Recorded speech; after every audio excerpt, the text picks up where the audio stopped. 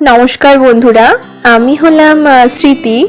তো আজকে যে আমি ব্লগটা শুরু করতে চলেছি এটা একটু অন্যরকম।